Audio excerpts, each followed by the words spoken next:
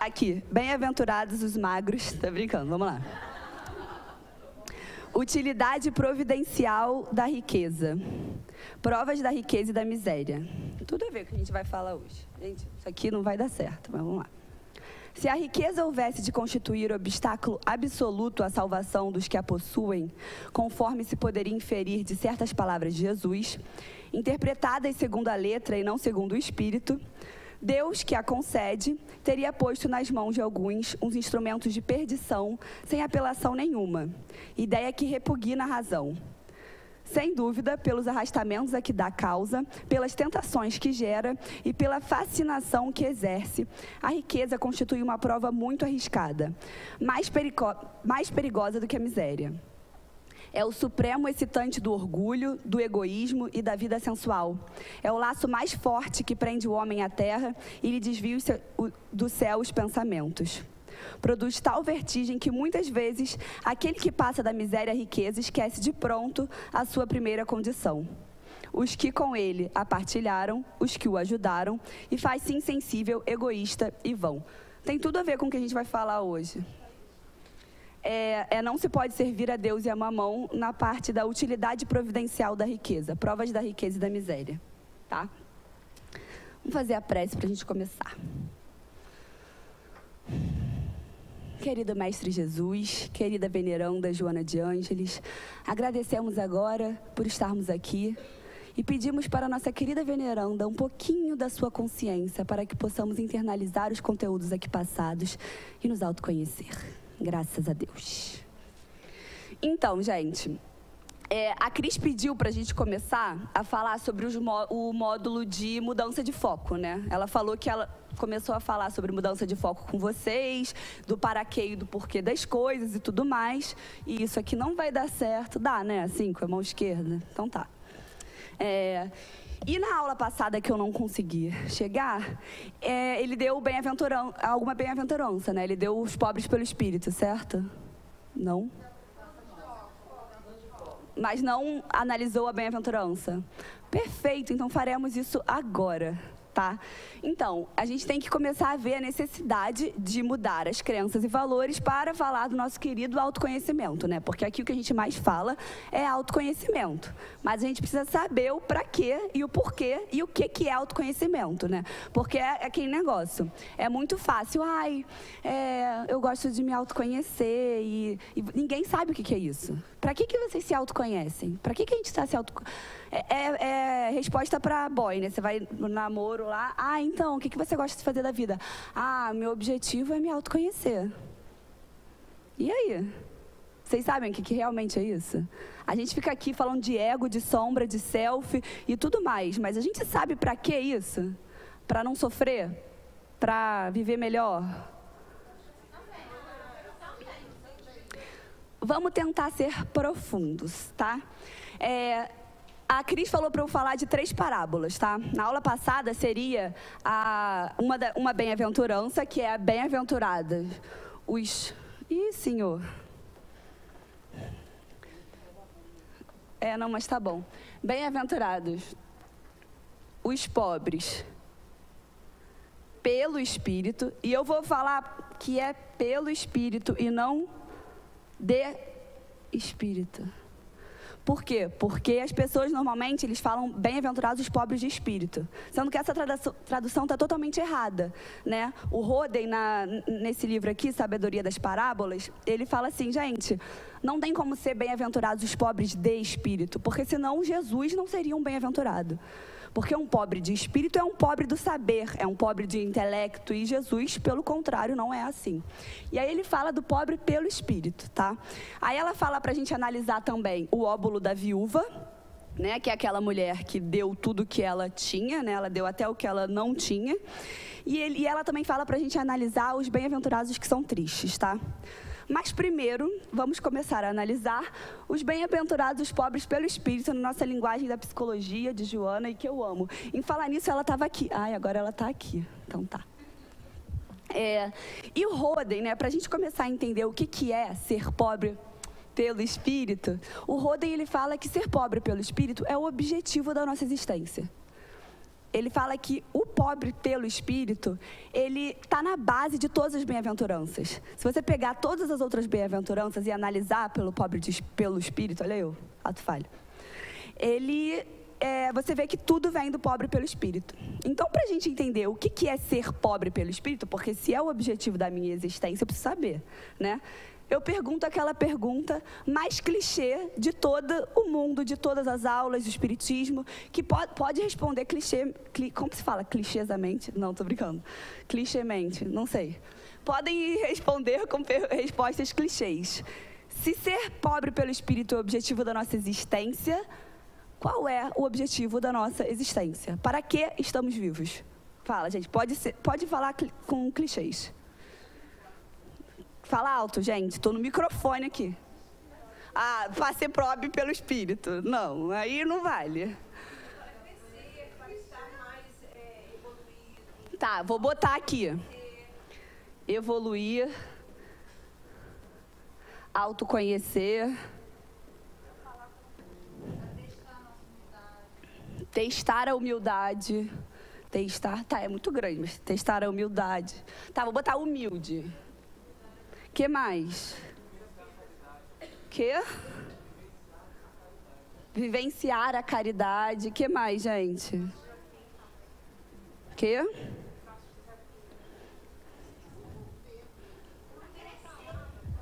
Tem uma palavra. Você lembra, né? Tá, vamos lá. Eu adoro essa resposta aqui, porque essa resposta aqui, qual? Ah, mas aí já é assim, né? Vocês já estão nível hardcore.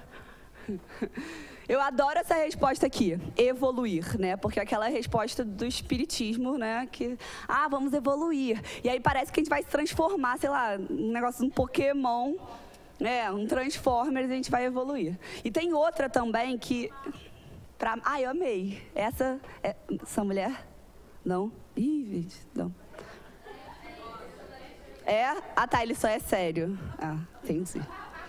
Mas então, outra resposta que falam muito a gente nasceu para chegar à perfeição, para ser perfeito. Odeio essa palavra também, gente. Por quê? Quando eu falo que eu vou ser perfeito, eu chego a tem um ponto de perfeição, sendo que, como a gente conhece a individuação, que a Cris fala sempre, é um processo de individuação. A gente nunca vai chegar a um pontinho ali, né? É por isso que a gente sempre quer ficar olhando para o futuro e vendo alguma coisa que a gente vai chegar lá. E não é assim, a gente tem que analisar o nosso processo. E teve alguém que falou para mim assim, ser feliz. Mas... e aí, o que é felicidade? Alguém aqui sabe o que é felicidade? Porque é muito engraçado, né? As pessoas às vezes vão lá no consultório e aí eu pergunto, mas quando que você vai ser feliz então? O que é felicidade para você? Aí, depois do que eu respondo para elas, elas vão embora, nunca mais voltam, menos, né? As pessoas são inteligentes, que se autoconhecem, que fazem a aula da Cris. Cadê a câmera? Tô brincando. Aí as pessoas falam, não, então, acho que quando eu vou ser feliz quando tiver um emprego maneiro, sabe? Ter saúde em casa, ter um carro maneiro, não precisa ser um carrão, mas um carrinho lá que me leva para os lugares, ter um emprego para eu sustentar minha família, ter saúde. Não, ser feliz é ter saúde, né, gente? Não. Essa pessoa vai ser feliz? Aí eu viro e falo, seu marido pode morrer, seus filhos também, desculpa, mas é verdade. A casa pode pegar fogo, o carro também, emprego acaba. Aí a pessoa começa a chorar na hora e vai embora. Não, mas enfim, isso é ser feliz? Então, Kardec, em um momento lá da vida dele, que ele estava lá nas Epifanias 1000, ele falou assim, olha, gente, o objetivo da nossa existência, na verdade, é você adquirir aprendizados. Era essa a palavra? Ou seja, é você aprender. Aí vocês estão olhando para mim, ridículo, aprender, tá, mas da onde vem esse aprender? Que palavra é essa? Olha só, aprender... é não prender, ou seja, é ser livre, é se libertar, libertar-se. Então, se Roden nos fala que o objetivo da nossa existência é ser pobre pelo espírito, que às vezes a gente fica, né? Ai, Jesus, quero ser pobre pelo espírito. A gente não sabe o que é, mas agora a gente vai descobrir. E se Kardec nos fala que o objetivo da nossa existência é adquirir aprendizados, e se você pegar, porque Kardec, gente, ele tinha o quê? Ele era professor de letras, da coisa toda. Então, ele usava as palavras muito minuciosamente, muito bem. Tudo que ele falava tinha um porquê atrás. Então, se aprender é libertar-se, ser pobre pelo espírito é ser um homem livre, é ser liberto. Mas do que a gente tem que se libertar?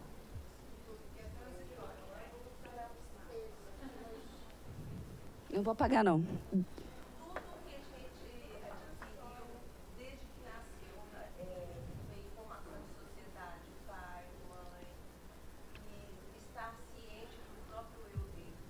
Então, do quê? Estar ciente, é uma fase transcendente. Então, vocês têm alguma palavra assim, ó? Então a gente tem que nos libertar. Esse é o objetivo da gente estar aqui. A gente nasceu para ser livre. Mas do quê?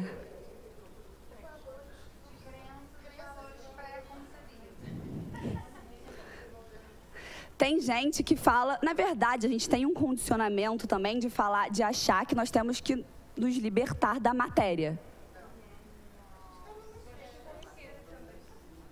Quem falou que sim? Ninguém. Transitório. Tem gente que fala que tem que se libertar do ego. Mas, na verdade, vamos lá. A Cris já falou para vocês do livro Setas para o Infinito, né? Já. Maravilhoso esse livro. Enfim, no Setas para o Infinito, ele diz que existem 3 tipos de homens, né? De seres humanos. Eu não gosto dessa palavra de homem e mulher, né? Brincando. Mas, enfim, tem 3 tipos de homem, né? Ele fala que o primeiro tipo é o... Quem já leu tem que saber, gente. Vamos lá. É o profano.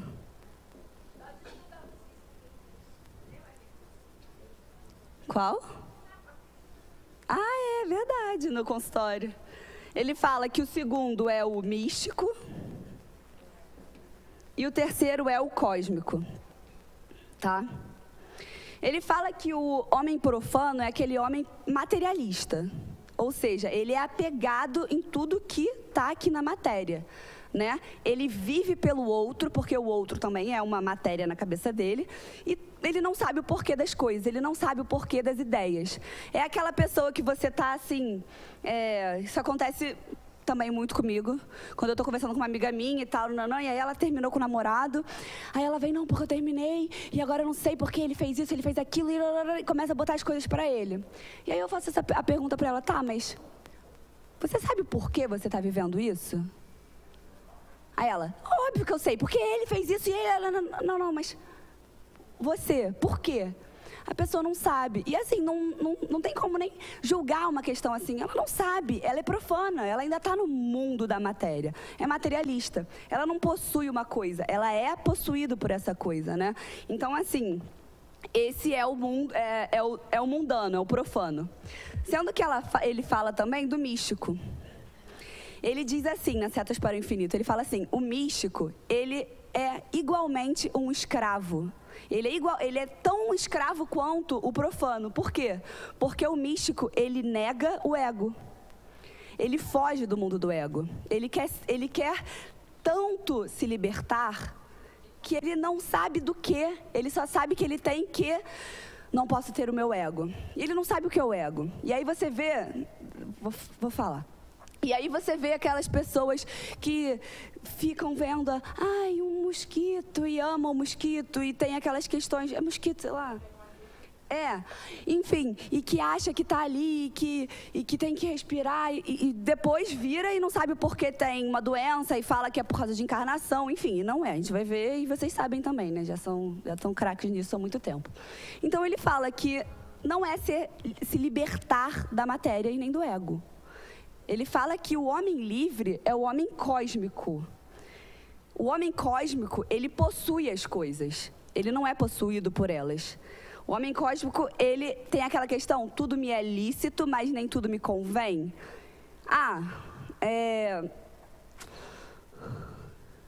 Não vou falar isso. Gente, isso é difícil quando tá... Vou falar outra coisa, deixa eu pensar. Sei lá. Mentir para alguém é bom ou ruim?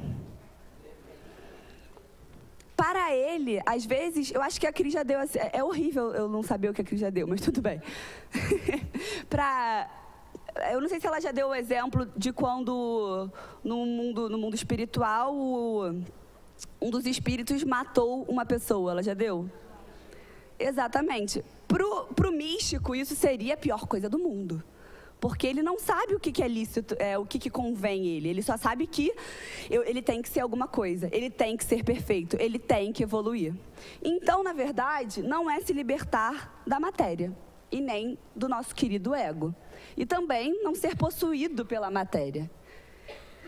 Então, mais uma vez, do que nós temos que nos libertar? Estou sendo muito prolixa. Nossa, se encarnou Spinoza agora. É Spinoza que se fala ou Spinoza? Spinoza. Então, Spinoza, ele fala assim, eu sou livre de tudo que sei. Eu vou até escrever isso aqui. Eu sou livre de tudo que sei e sou escravo de tudo que ignoro. Vou falar de novo. Eu sou livre de tudo que sei e escravo de tudo que ignoro. Jung, né? Nosso querido Jung, ele fala, tudo que eu sou me liberta, o tracinho é o liberta, e tudo que eu não sou me domina. Então, do que eu tenho que me libertar? Da minha ignorância. A libertação é da ignorância. Aí sim, esse é o autoconhecimento. Agora a gente sabe o que está por trás de autoconhecer-se, porque é muito fácil a gente vir para cá, estudar, ler Joana e começar a entender que a gente tem que se autoconhecer e não saber muito bem por quê. A gente fica, eu tenho que entender meus sentimentos, eu tenho que saber o porquê eu sinto as coisas e tal. Mas e aí, para quê? Como? Por quê? Né? E o que é se libertar dessa ignorância? O que é ser, né? O que é ser um homem sábio? Porque se você é livre de tudo que você sabe, você tem que ser um homem sábio. E aqui no Sabedoria das Parábolas, ele é do mal nesse Sabedoria das Parábolas, porque ele começa a diferenciar o homem sábio do homem virtuoso. E a gente começa a aprender, gente, o tempo passa aqui, a gente começa a aprender que ser virtuoso é algo maravilhoso, né? Adquirir virtudes e tal. Ele fala que apenas mas que ser sábio que é a parada. Por quê? O sábio, ele não tem que fazer nada. O virtuoso, ele tem que vir aqui para as palestras, ele tem que fazer caridade, ele tem que ser bom com o outro. O sábio não, o sábio é livre, ele não tem que fazer, ele é. Então, ele não julga, porque é bom ou ruim. Então, ele fala de adquirir virtudes. É ruim adquirir virtudes? Óbvio que não. Você está no caminho e tal, mas não é esse o caminho. Porque quando você adquire virtudes, você faz as coisas por uma lei que não é a sua. Tanto é que um dos objetivos, além disso, que o Roden fala, é você ter plena autonomia e plena autocracia em todos os setores da vida. O que é isso? A autonomia, dar a si próprio a lei. E a autocracia, dar a si próprio o poder. É difícil, né? Autonomia vem de dar a si própria lei. Você é livre, então você segue a sua própria lei. Mas que lei é essa? E como que a gente faz isso? Oi? Mas aí que tá. Gandhi na prisão. Acho que vocês já sabem dessa passagem. Ele estava lá dentro da prisão, preso, aceitou. Ele estava ali na matéria. E aí perguntaram, mas o que você vai fazer quando você for livre? Ele falou, eu sou livre. Ele é liberto, mas ele estava preso. Mas ele é um liberto.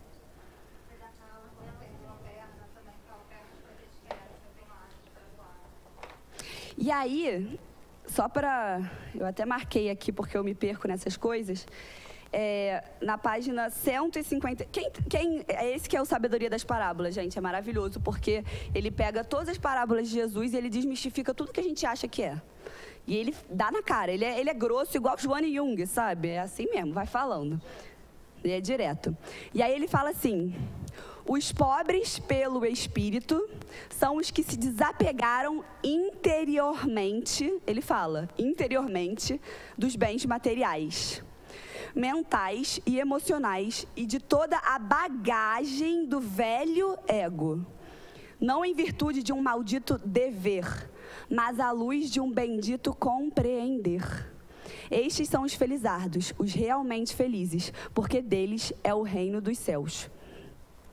E aí a gente começa a perceber que tem um bando de problema na nossa vida de ter e ser. E isso tem tudo a ver com o evangelho que nos coube hoje, né? Porque a gente nasce, e assim, todos os conflitos que eu digo, distúrbios alimentares, transtornos alimentares, compulsão alimentar, anorexia, bulimia, eu falo disso porque hoje em dia é o que mais acontece. Né? Você vê muitos transtornos alimentares e tudo mais, esse negócio de corpo e tal, e de você ter que fazer. Hoje em dia o fazer e o ter é muito maior do que você ser. Você chega para uma criancinha e você pergunta para ela, quem você quer? O que você vai ser quando crescer? Não é a pergunta que a gente faz? A gente não pergunta como vai ser, quem você vai ser. O que você vai ser? O que você vai fazer? Quando a gente conhece uma pessoa, o que a gente fala? Pergunta para ela, o que você faz?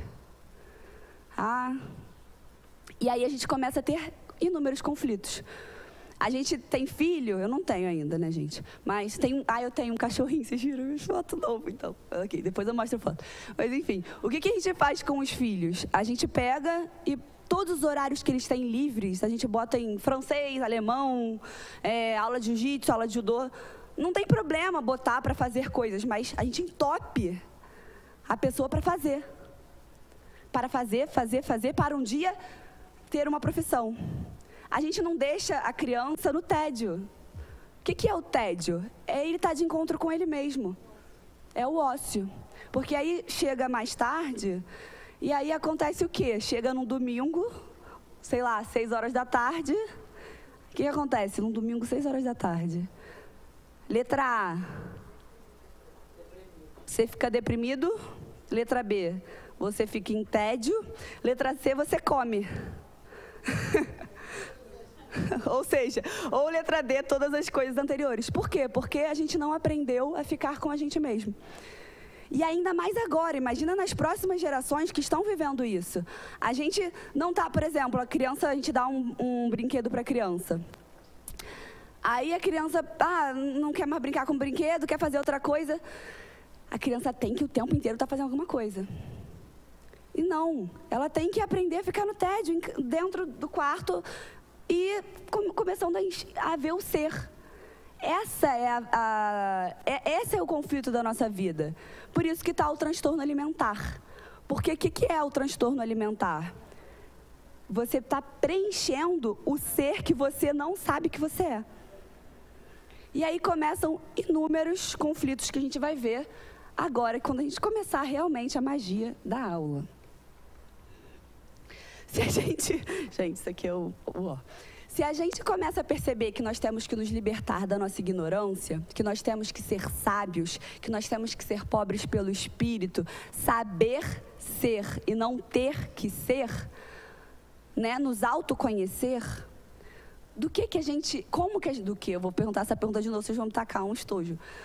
Como que a gente vai fazer isso? Como que eu me liberto? Como que eu vivo? O que eu faço para conseguir realmente entender isso? Estudando, isso vai ajudar o caminho, mas e aí, qual é o caminho?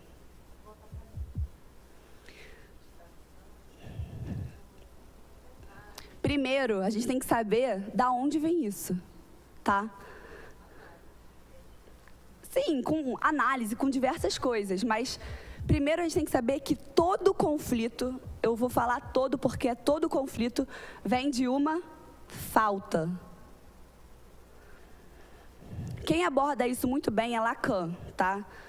Eu sou Jung na mente, mas Lacan também é demais. E ele fala muito isso, ele fala que todo conflito vem de uma falta. Como assim de uma falta? Ué, vamos olhar para trás. A Cris fala de tarô aqui não, né? Não é proibidinho. Então... Por exemplo, vou dar uma pincelada muito rápida, porque vocês sabem que tudo é simbologia, a gente vai ver isso também, tá? Não. Mas, por exemplo, vamos pegar aqui, qualquer coisa eu estou só substituindo, né? Então, não sabia, tô brincando. Mas se você pegar as cartas do tarô, por exemplo, tem o 0 e tem o 1, aí tem o 2, o 3, enfim, várias cartas, tá? O 0 é a carta do louco e o 1 é a carta do mago.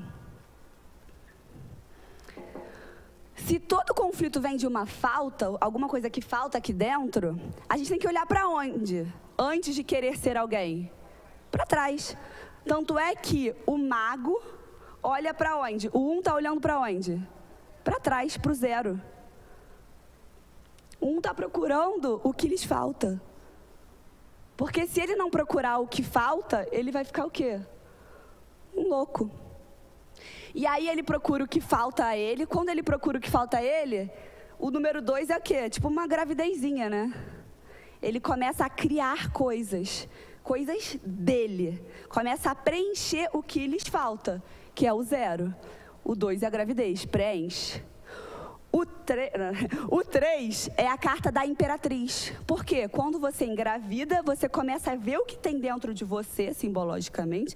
Gente, não fumei, tá? Tô só dando umas pinceladas, depois eu volto pra aula. E aí, o que acontece? Você vira imperatriz, você sabe quem você é. Então, acabando esse momento, Iraci, não me mate.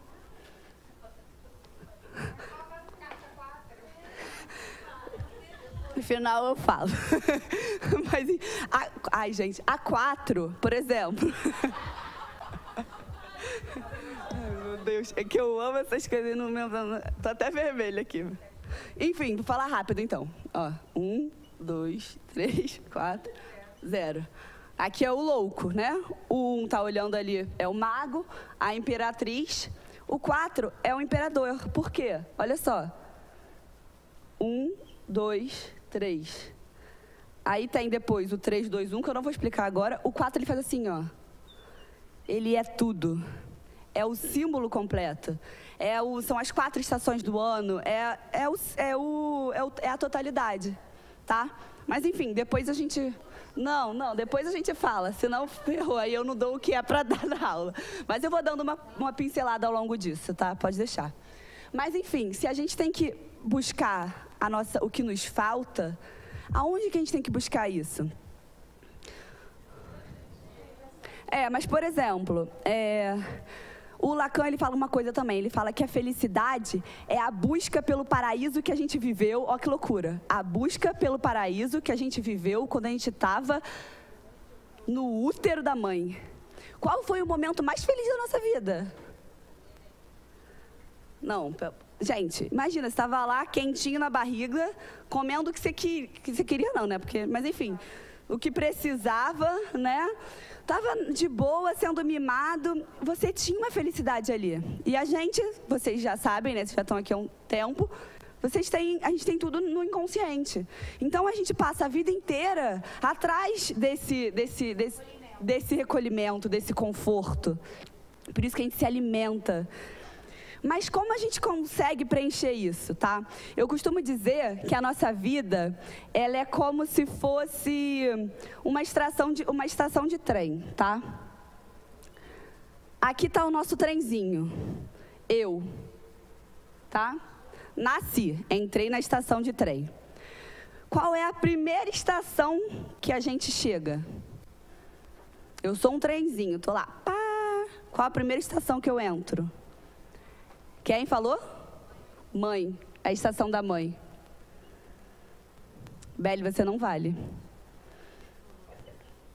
É a estação da mãe. Por quê? A mãe é o meu primeiro contato, né? É o primeiro contato do que eu tenho com a nutrição. Por isso que a gente vai entender depois os transtornos alimentares. Ou seja, a mãe, ela é o meu... na verdade, quando você nasce, vocês sabem que você não sabe, às vezes, saber quem é a mãe e quem é você. Você ainda está naquela simbiose, que tem gente que fica até velho nessa simbiose, mas isso deixa pra lá. Mas, enfim, aí você está lá sendo criado pela sua mãe, e o que ela ensina para você de imediato?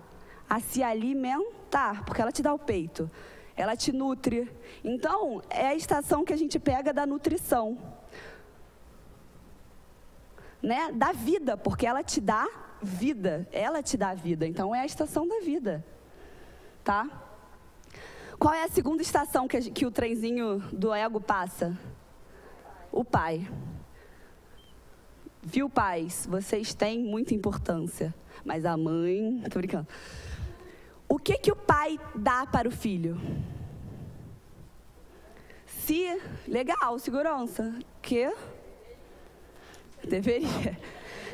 Mas olha só, se a mãe dá nutrição e a mãe acaba que tem a simbiose eu-bebê, o pai, ele dá olhar. Ele é o outro na vida. Então, qual é a principal importância do pai na vida? Ele dá a visão de mundo. Como assim? Vou dar um exemplo aqui que eu adoro esse exemplo. Deixa eu ver. Você está no restaurante... Não, você está lá no Piscinão de Ramos. Eu nunca fui, mas alguém aqui já foi? Mas imagina, que eu sei que vocês imaginam. Você está lá no Piscinão de Ramos, aí você vê aquela mulher, gente, imensa de gorda, com aquele fio dental aqui assim, ó. E se achando, e os homens também achando ela linda e maravilhosa. O que ela teve? Olhar de pai. Oh, como assim? Você tipo o quê? Ela teve olhar de pai. Ela teve o pai quando ela era pequenininha, aquela gordinha, essas gordurinhas do papai, coisa mais linda. Ele deu olhar, ele deu segurança. Por exemplo, você pega uma pessoa que valoriza muito a inteligência, Você vai buscar atrás, no que falta, você vê que o pai valorizava muito a inteligência daquela criança. É o olhar do mundo. Óbvio que é o pai simbólico, né, gente? Porque tem gente que não tem pai, tem gente que não, enfim, e aí dá vários problemas, mas é o olhar do mundo. O pai é o outro. Por isso que o maior problema dos relacionamentos, você vai buscar, tá onde? Está no pai. O relacionamento da mulher, né? O do homem é o contrário, tá na mãe. Mas então, se a gente busca o que nos falta, a gente tem que buscar aqui na estação de trem. Aí agora a gente pode até falar dos transtornos alimentares. Os transtornos alimentares é um problema com a mãe. Mas calma, eu vou falar. Mas, gente, não é mãe, física, porque minha filha tem... Não, calma, é a mãe simbólica, tá? Você pode ser uma mãe maravilhosa, suficientemente boa, mas você pegou é o simbólico da mãe. Então, calma aí, antes vou deixar você falar. Como assim o transtorno alimentar tem um problema com a mãe? Se você se nutre, por exemplo, vou dar um exemplo da anorexia, tá? A anorexia, o que ela faz? Ela não come. Ela nega a mãe. Ela nega a vida. Então, ela não vai comer. Tanto é que ela tem uma visão distorcida do corpo dela. A bulimia, por exemplo, ela tem uma carência, uma falta daquela mãe, ela come, mas ela cospe porque ela nega. Não sei se Júlia, por quê? O pai pode desvalorizar a mãe, e aí tem um lado dela que quer vomitar a mãe, tem outro que precisa da mãe, enfim, são milhões de coisas. Mas tem uma que é famosa, que agora todo mundo tem, que todo mundo quer buscar, que é a nossa querida compulsão alimentar. E agora todo mundo acha que tem compulsão alimentar. Não, gente. Não, compulsão alimentar é um transtorno muito diferente e grave. Não é o que... Quê?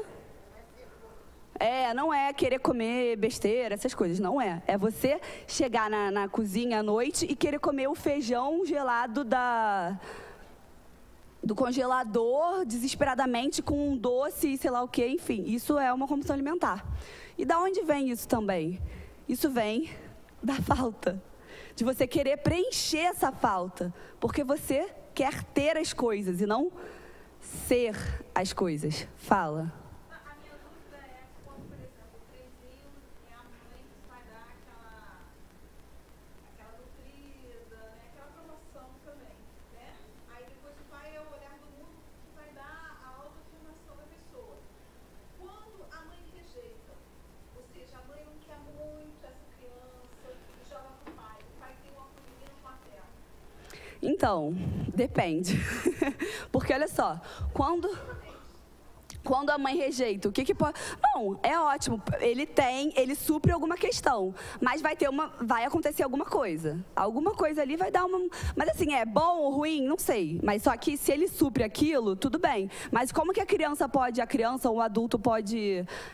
sei lá, porque assim, quando a mãe te rejeita... Você é uma coisa muito forte, né? Porque é a mãe te rejeitando. Mesmo o pai suprindo, a mãe te rejeitou. E a mãe você ainda não se difere da mãe, mesmo você depois de muito tempo. Tem aquilo, mãe, que roupa eu vou? Você está com 40 anos, mãe, que roupa eu vou? Tem ainda aquilo. Então, uma mãe rejeitar é uma coisa muito grave. O Jung, ele fala que é mais difícil tratar um órfão do que um esquizofrênico, por exemplo. Então, assim, mas assim, o que acontece, por exemplo? A pessoa começa a ter algum problema no cuidar do outro. Se a mãe não deu o cuidado, ou ele vai cuidar demais, em excesso, ou vai cuidar de menos, vai ser totalmente desleixado. Ou vai virar um alcoólatra, porque vai querer beber demais, é a fase oral que não foi desenvolvida. Ou vai comer compulsivamente. Enfim, tem milhões de coisas que, para tudo, tem uma solução, que é olhar para essa falta e... Vamos lá, Vera número 2. Alguém quer falar alguma coisa? Alguém não concorda, está irritado? Pode falar. Então tá. Porque é normal estar irritado. Eu também, eu fico irritada diversas vezes. Vamos lá. Mesma coisa. Mas assim, o alimento é mais simbólico, porque é aquilo que você está ingerindo. A compulsão pelas compras tem diversas coisas. Tem a pessoa não saber lidar com o próprio valor, e aí ela quer comprar demasiadamente para adquirir o valor externo, porque ela não se valoriza. Tem milhões de outras coisas. Então, assim... A alimentação é isso. E por que Júlia, por que você está falando de alimentação? O tema não é alimentação. Porque a gente vive num mundo com 500 mil transtornos alimentares hoje em dia. Né? A busca pelo corpo perfeito. Por quê? Pelo corpo, que é, né, a matéria, de novo, o ter, o fazer, nanã. Júlia, mas você tem gominhos aqui no... Então você também... Eu busco também, gente. Porque é muito engraçado. Eu falo isso na minha... Eu estava dando aula sábado, não dou mais porque eu estou na pós. Não sei se vocês... olham o Instagram da Cris, ela fica me filmando no meio da pós. Cara, é um absurdo. Enfim. Aí, eu até perdi o que eu ia falar. Tá. Mas agora eu já esqueci. Então, vamos lá.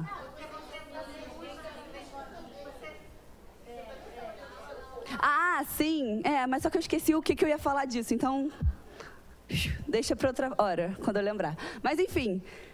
Se eu tenho que saber dessa falta, se eu tenho que olhar para trás, porque isso é autoconhecimento também, olha só.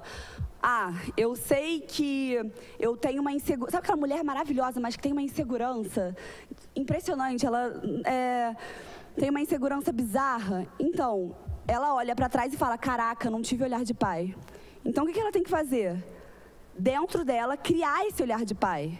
Porque o que tem? Na nossa psique, nós temos 3 personagenzinhos dentro da nossa psique. Tá? O pai, o adulto e a criança, tá? É como se fosse uma nossa psique aqui. Eu, Júlia, tenho uma instância pai, uma instância adulto e uma instância criança. Uma linguagem aqui paralela para a psicanálise é o superego, ou seja, a sociedade, as crenças, os valores, aquilo que cobra a gente. O adulto, o ego, que está vivenciando isso. E a criança. a nossa criança. A nossa criança, ela é dividida em dois. Ela é a criança adaptada ou a criança pura, a nossa criança divina que o Jung fala, tá? A criança adaptada é aquela criança que tem que se adaptar com os costumes da casa. E aí ela tem que criar uma persona para saber lidar com a mãe que ela tem, com o pai que ela tem, enfim. Oi? Não, se ela não se adapta, eu sou adaptada aqui ainda, entendeu? A gente está aqui na... Não é uma coisa ruim, todo mundo tem uma criança adaptada, certo? Enfim, é ela olhar essa questão aqui, esse pai adulto criança, porque o que é o pai? Esse é o pai simbólico. Se ela não teve um pai que deu o olhar para ela, ela vai ter que criar um pai. E só dela saber que o problema de insegurança dela vem porque ela não teve o olhar desse pai, esse já é um autoconhecimento. Aí tá, o que é autoconhecimento? É isso. É saber a falta que eu tenho. É saber o que eu estou buscando. Porque a gente vê as pessoas buscando cada vez mais. Eu quero passar no mestrado, passei. Tá, agora eu quero... Não. A gente vai buscando, não sabe o quê. A gente adquire uma coisa, cara, era isso. Mas aí vem aquele vazio. Quando você vê, tá lá atrás. E a gente não sabe por quê. Isso é autoconhecimento. É olhar lá para trás e ver, caraca, é isso. Isso é autoconhecimento, é você buscar. Não é, entender porque eu tô triste agora. Não, é uma coisa tão profunda, dolorosa, né? Porque o Jung fala que um despertar da consciência, ele é doloroso, extremamente. É a dor mais profunda que você vai sentir na vida quando você despertar. Quando você estiver despertando, dói pra caraca, é pior que um parto. É o parto transcendental. Por quê? Porque você se vê sozinho. Você se vê ali tendo que... É a porta estreita, né? E tendo que lidar com questões que doem pra caraca, porque você evoluir é você lidar com a falta, e essa falta dói pra caraca. E isso é despertar. E tem gente que não tá preparado para isso ainda, e assim, o que a gente aprendeu? Tudo bem, né? Essa é a questão 2, é a gente lidar com a nossa sombra. O Jung, ele fala que a doença da cultura ocidental é negar os opostos da nossa natureza. É negar os opostos. A gente vê o bom, o ruim, e a gente nega. E o que a gente faz? A gente julga. A gente vai, aprende que tem que se autoconhecer, aprende as coisas e tal, mas julga. Julga quem mata, julga quem não mata, julga os políticos, julga todo mundo. Por quê? Porque a gente não sabe lidar com a sombra. Porque o sábio, ele julga? Não. Para o sábio, uma pessoa que matou e uma pessoa que não matou tem a mesma significância para ele. Isso é saber lidar com a sua sombra. Porque o Jung, ele falou uma frase que é assim... Só um tolo... Porque assim, Jung era grosso também, né? Só um tolo... acha que aquilo que... Oi? Fala. Não, é porque eu acho que eu falei a frase errada. Pode falar. Não. Tá, então falei certo. Só um tolo acha que... Só um tolo acha que aquilo que o mundo é aquilo que pensamos. Ou seja, o mundo é isso aqui. Ele fala, o mundo é aquilo que imaginamos, imagem. O mundo interior é uma introjeção do mundo exterior. E o mundo exterior, uma projeção do mundo interior. Então, o outro que mata é uma projeção do meu interior. Então, calma aí. O sábio vai julgar quem vai matar? Não, porque ele é sábio, ele está livre disso. Ele está livre dessas questões todas. Mas isso é difícil. Como que ele vai fazer? Como que a gente, né, vai olhar mataram minha filha, como que eu vou fazer isso? Não estou falando, eu não estou falando que é para fazer, só estou falando que o sábio faz, né? É porque as pessoas às vezes ficam com raiva e me olham assim, mas assim. Esse pai que a pessoa cria quando ela não teve esse olhar paterno, ele necessariamente é uma figura paterna ou é uma figura masculina? Gente, os homens estragaram... Tô brincando. Aquela mulher amargurada, sabe? Os homens estragaram a vida das mulheres. Não, tô brincando. Mas a gente nasceu numa sociedade patriarcal. O Ocidente, ele é patriarcal. Só de você nascer, você já está sendo massacrada. Mulher, você nasce, tá errado. Tá feio. É sério. Quer ver? você vai chegar e falar assim, pega uma criança e fala, imita uma mulherzinha. A criança vai fazer o quê? Não é? Só te falar que é uma mulherzinha. A gente já nasce nessa sociedade patriarcal. Então, assim, não é você pode ter aquele pai maravilhoso, suficientemente bom, mas a sociedade já te massacra por ser mulher, entende? Tudo bem, gente? É um pai simbólico, não necessariamente um pai. Figura paterna também. Ah, tá, o que dá olhar é a figura paterna. Figura paterna. Você diz de homossexualismo, essas coisas? Não, é porque a gente viu assim, vai presente a minha infância, mas eu tenho autoestima, então eu tô tentando... Porque você criou isso dentro de você. Mas vem de uma figura paterna. Pode ser de outra vida também. Eu posso ter um olhar de pai de outra vida. Pode. E isso já teve uma base dentro de você. É difícil porque a gente cria um novo ego, mas busca que tem uma falta aí. Então, e aí, o que é isso? Se nós temos que saber da nossa falta, não julgar, porque a gente sabe que tem aquela coisa que nos toma, que é a nossa sombra, como que a gente vai fazer?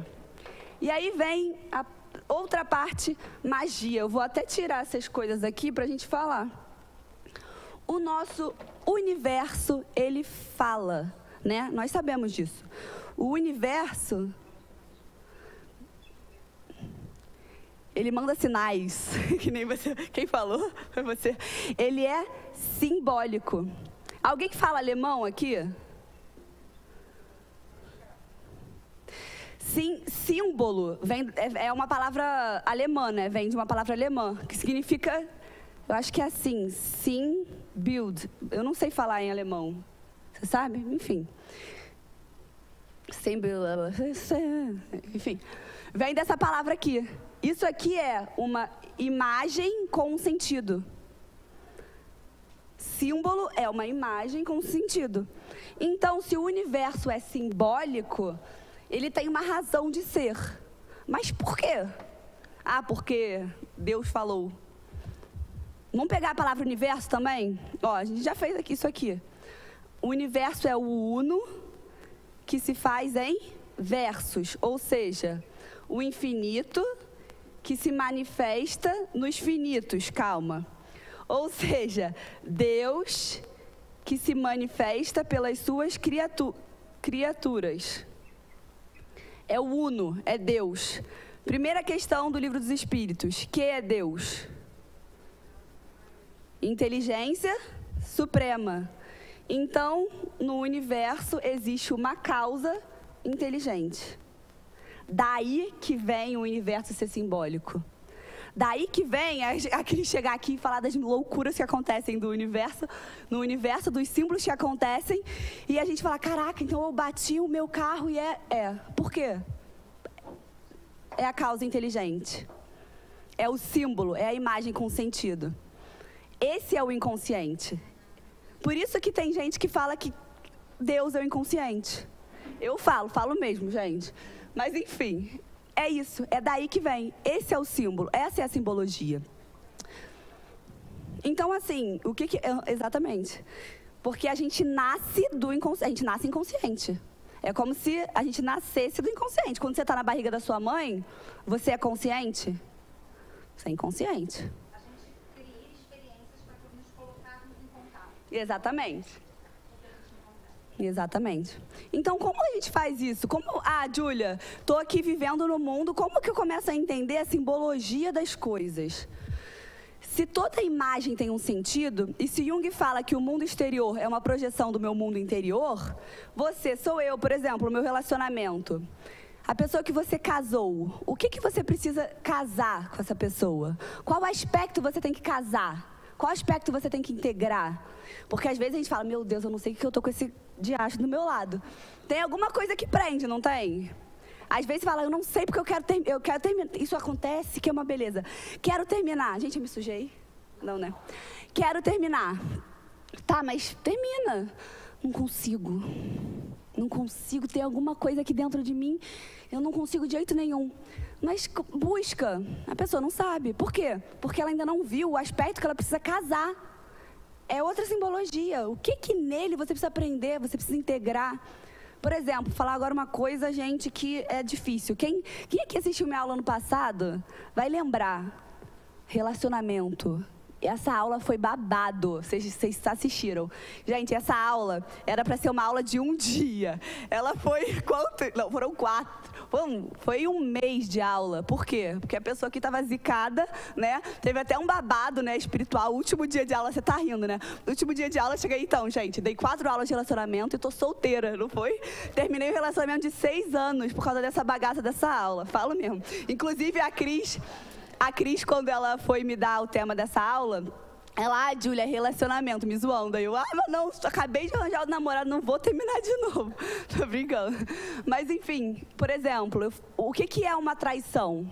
Por que as pessoas traem também? Se o mundo exterior é uma projeção do mundo interior, o que está dentro de você que está traído? Ah, mas o outro que me traiu. E aí? Foi você que foi traída. Então, é pensar, dói, não dói? A gente não botar a culpa no outro? Pô, mas o outro... Mas e aí? Olha a causa inteligente. Olha a gente saber analisar os símbolos. Mas só para quem tem ouvidos de ver e olhos de... olhos de ver e ouvidos de ouvir. Porque, para quem não tem, vai olhar e vai falar, isso é besteira. Por quê? Porque dói, é normal. Ah, não, isso não existe, não quero saber. E prefere ainda continuar botando a culpa no outro, em vez de olhar para dentro e ver o que dela está traído ali dentro. O que ela está traindo, qual aspecto, né? O que tem na família dela que às vezes o pai dela está no lugar do esposo dela, ai que horror, do marido dela dentro dela. Enfim, tem milhões de coisas que tem que buscar e que tem a falta. É que nem, por exemplo, nos sonhos. O sonho, vocês já tiveram aula aqui de sonho, né? O sonho, ele é 100% o nosso inconsciente. Inclusive, não me conte sonho, porque eu vou saber da sua vida, tô brincando. Mas assim, e é impressionante, mas na verdade, a vida continua sendo esse sonho. Aquilo que eu falei de você bater o carro. Ah, tem uma simbologia? Tem. Tem uma amiga minha, tô brincando. É muito isso, mas só que isso é uma amiga mesmo. Coisas que eu já falei aqui que não era, mas tem uma amiga minha que ela começou a arranjar, ela não tá aqui, graças a Deus. Ela começou a arranjar, mas cara, a Cris, ela já deu exemplo meu, né? Tem várias pessoas no meio da rua que não me... Você tá bem, filha? Eu fico tipo... Ah, então é outro lugar, porque... mas então... né? Que bom, tô brincando. Mas enfim, tem uma amiga minha que ela começou um relacionamento novo, que ela achava o cara demais, maravilhoso, Deus do universo, coisa mais linda do mundo. E ela era um cocô na imagem dela, né? E aí, mas o cara tava apaixonado, tava na dela, sabe? Sendo que ela tava se achando um cocô, sabe? Isso acontece muito, infelizmente. Aí, começaram a acontecer coisas na vida dela. E eu fiquei quieta, porque eu queria deixar ela. Ela estuda comigo e tal, nessas questões. Ela estuda até... Olha eu querendo falar.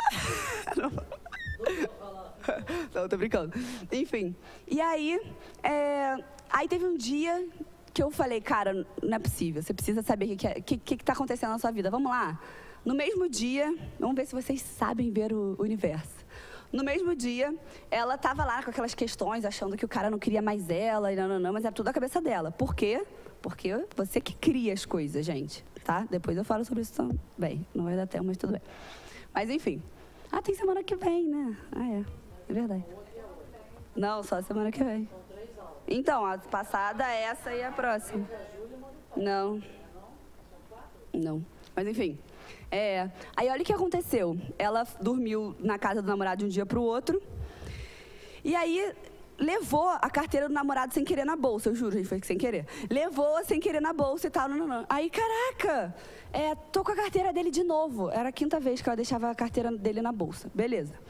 Aí foi pro banco, foi pra terapia, sei lá o que, ela foi pro banco.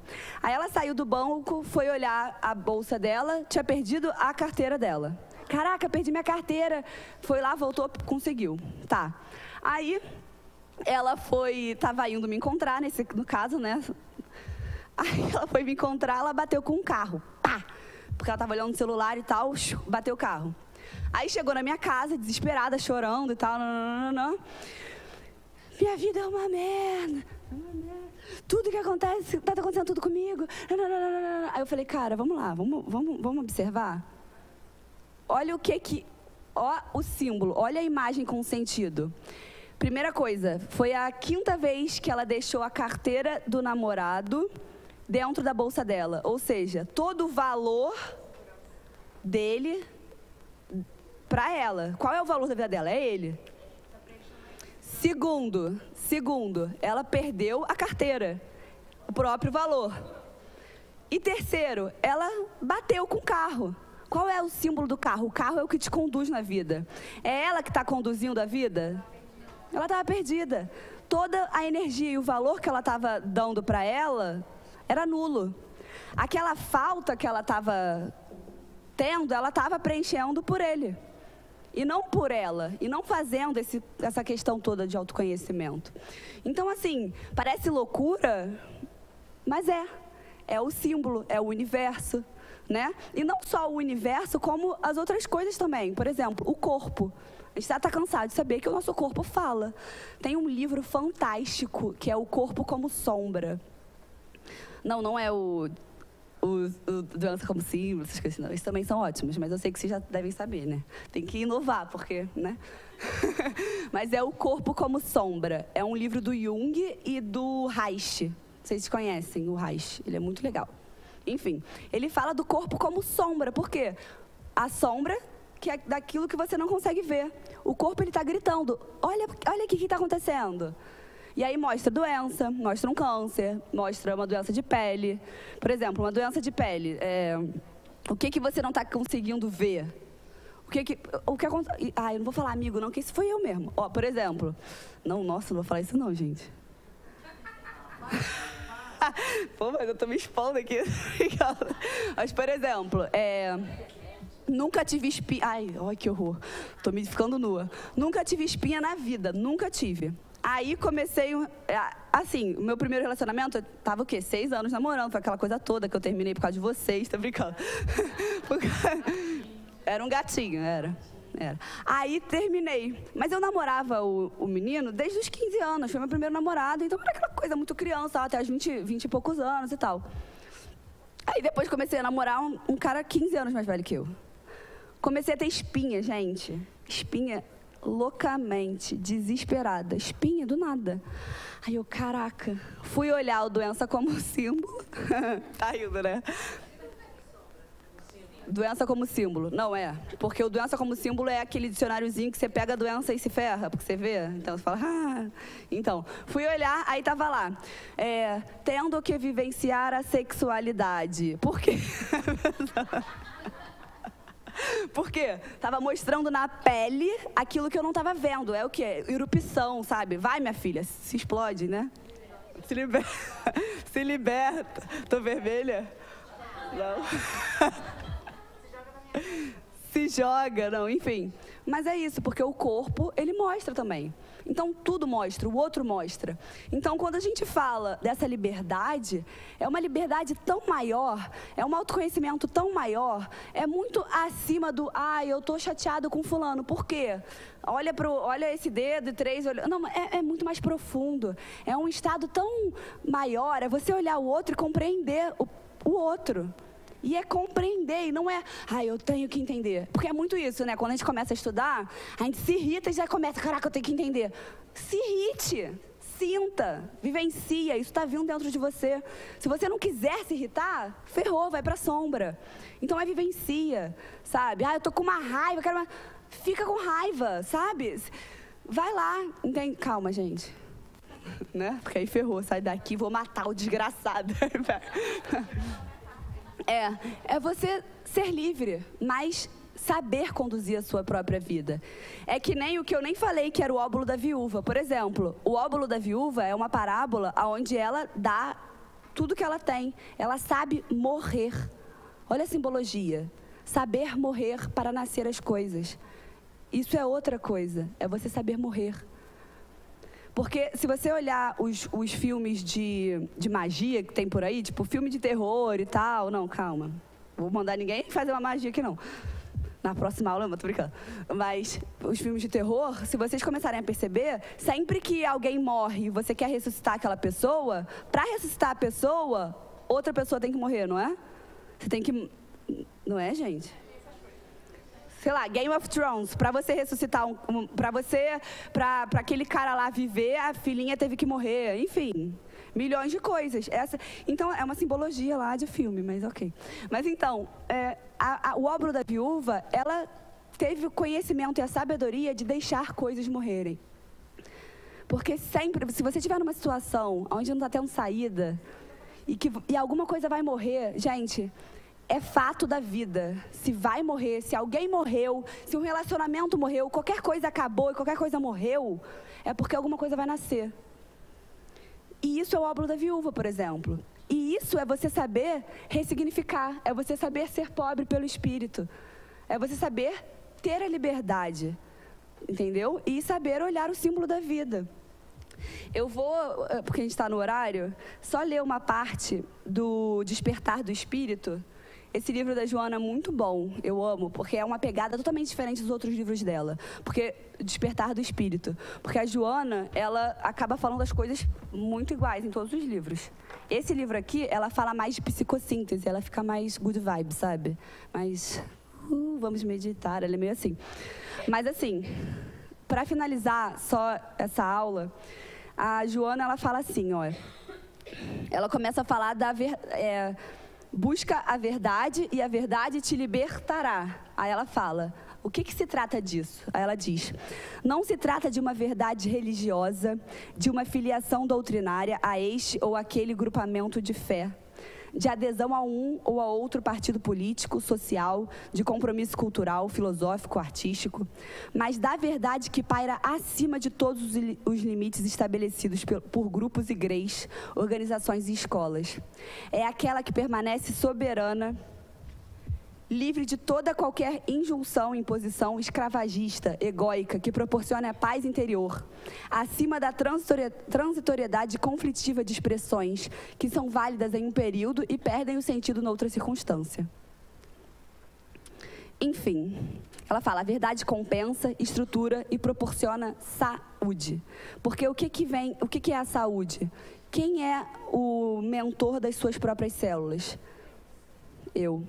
Ah, mas hereditariedade, sim, mas vamos olhar antes do hereditário, antes de você ser filho de qualquer... Quem está regendo? Não é você, não é a sua psique? Então é tudo produto de você. O outro é uma expressão do que você tem que ver. E essa é a simbologia da vida. Isso é ser pobre pelo Espírito. E isso é você aprender com a viúva, que soube deixar morrer certas coisas, deixar morrer as crenças e os valores, né? Eu gosto de falar aquele ranço, sabe aquele ranço que a gente tem? São as crenças e valores. E é isso. Alguém tem uma pergunta? Tanta coisa.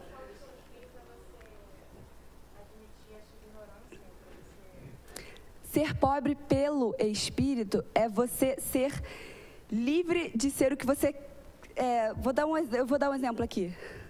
Quando você é pobre pelo Espírito, você não... É aquilo que eu falei de você ter a liberdade de ser. Porque você não tem que fazer. Você não tem que. A felicidade já é, você já está dentro. Já é. É o que o Luiz Mário fala? É isso. Está dentro. Mas por que eu não comecei a aula falando sobre isso? Porque, cara, tem que é muito fácil chegar, a gente tem que se autoconhecer, tá? A verdade está dentro, vamos meditar, respirar e tá aqui dentro. Pô, é fácil, a gente tem 500 coisas, tem problemas, tem conflito, a gente tem pai, a gente tem mãe. Então não é assim, é um processo. E uma das coisas que a gente tem que fazer é aceitar esse processo, é acolher essa dor, porque vai doer e a dor é uma bênção. Então, caraca, tamo junto, entendeu? É isso é liberdade, isso é ser livre. É não julgar o outro, seja o que ele está fazendo. Você não sabe o que ele passou, você não sabe a falta que ele teve. Quando você acolhe o outro, você está acolhendo a sua sombra. né? E você saber que essa sombra, ela existe por um... Não é porque você é uma pessoa mau caráter. Não, é porque teve uma falta e você tentou suprir ela. Então, assim, tudo tem um pra quê. Ninguém nasce mal, ninguém se torna mal à toa. O Deus não vai julgar ninguém. Não existe bom e mal, existe o caminho de autoconhecimento. Tá bom? Vamos, então, fazer a prece. Ela faz a prece final, né? Não esquece, escolhe alguém para fazer, não, né? Então é isso. Então tá. Então vamos agradecer agora por Joana e todos os mentores, por todo o acolhimento que recebemos, por todos os amigos que estão aqui em volta, pelo aprendizado que Jung nos traz, que Joana nos traz, que até outros sábios nos trouxeram. E vamos pedir para que aprendamos a ser pobres pelo Espírito, a botar o ser acima do ter, o ser acima do fazer. E buscar aquela verdade que vai nos libertar. Obrigada, Joana. Obrigada por ter emprestado um pouquinho da sua consciência. Graças a Deus. Pitbull. Gente, eu tô com um filho pitbull. Hã?